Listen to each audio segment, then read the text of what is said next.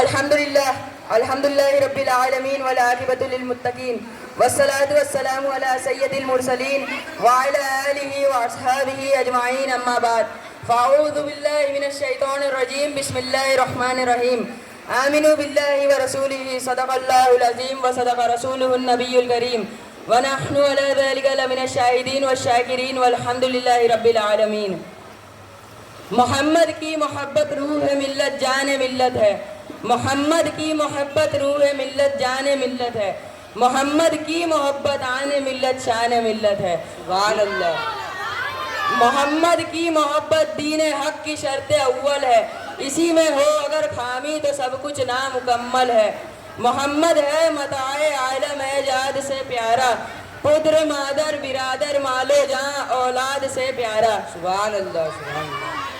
حضرات اکرامی، آج کی اس بزم رحمت و نور میں کچھ عرض کرنے سے پہلے مناسب سمجھتا ہوں کہ آپ اور ہم سبھی حضرات مل کر ہمارے آقا نامدار مدنی تاجدار احمد مصطفیٰ محمد مصطفیٰ صلی اللہ تعالیٰ علیہ وآلہ وسلم کی مقدس بارگاہ نبوت میں صلاۃ والسلام کا ایک گلدستہ پیش کرے۔ پڑھیے بآواز بلند، اللہم صلی علی سیدنا و مولانا محمد بارک وسلم، صلاۃ و سلام علیک یا رسول اللہ صلی اللہ تعالیٰ علیہ وسلم۔ برادران اسلام، میں نے خطبہ کے بعد جس آیت کریمہ کی تلاوت کا شرف حاصل کیا ہے اس کا ترجمہ یہ ہے کہ اے لوگو ایمان لاؤ اللہ اور اس کے رسول پر، کیونکہ اللہ ہی ایک ایسی ہستی ہے جو عبادت کے لائق ہے، اس کے سوا اور کوئی معبود نہیں، اور حضرت محمد رسول اللہ صلی اللہ تعالیٰ علیہ وسلم اللہ کے رسول ہے۔ اور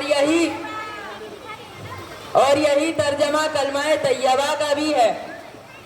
حضرت گرامی، ذرا ہم اور آپ مل کر اسی کلمہ طیبہ کو بلند آواز سے پڑھ کر اپنے ایمان کو تازہ کر لیں۔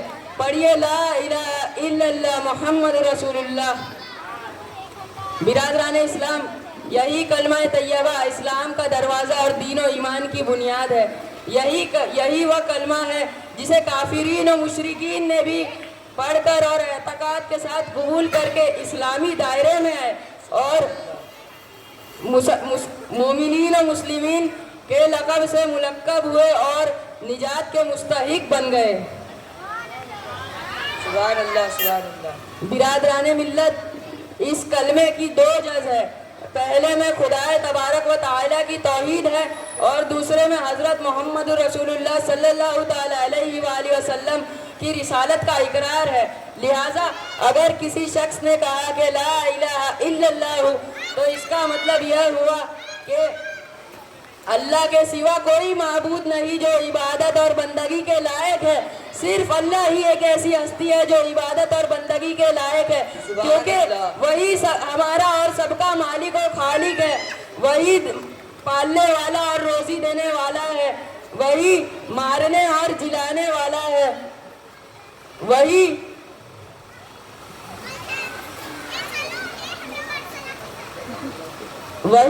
روزی دینے والا ہے، اسی کی برکت سے سب کے گھروں میں روزی آتی ہے، اور وہی ایک خدا ہے اور بس وہی خدا ہے کہ جس کے آگے گڑ گڑا کر دعائیں مانگی جائے، کیونکہ وہی حاکم احکم الحاکمین ہے اور ساری دنیا کا بادشاہ ہے اور سارے حاکموں سے بالا تر حاکم ہے۔